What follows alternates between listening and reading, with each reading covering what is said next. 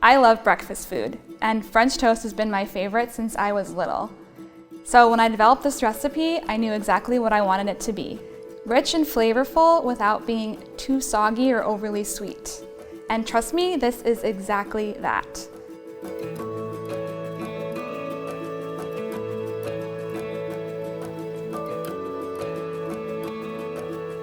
The best part of this recipe for me is the thick slices of brioche bread.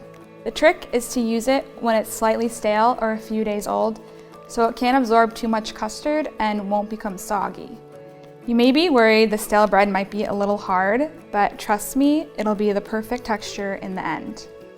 If you don't have brioche, you can use white bread or challah. Just make sure to let it sit out for a few days. Instead of using the traditional eggs and milk, I switched it up to just use the egg yolks and half. Using egg yolks instead of whole eggs makes this custard a lot thicker, helping it coat the bread more easily. And the half is just there for some much appreciated richness. To flavor the custard, I swapped white sugar for brown, which brings a deep nutty flavor and helps the bread develop those nice caramelized edges when it's cooked. Besides the familiar seasonings like cinnamon and vanilla, I also added some nutmeg, which adds warmth and helps this custard really stand out. So one of my biggest pet peeves about French toast is when it's too soggy. To prevent this, make sure to soak your bread for no more than 5 seconds aside.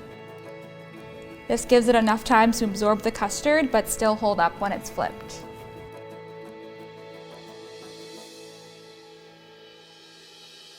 So when you're ready to cook, heat a griddle or a large skillet over medium heat.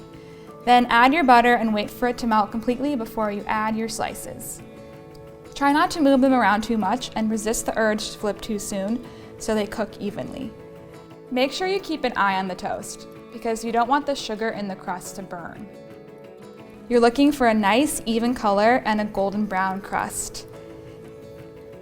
To keep the French toast warm in between batches, place those slices on a wire cooling rack lined baking sheet and pop them in a 200-degree oven until you're ready to eat.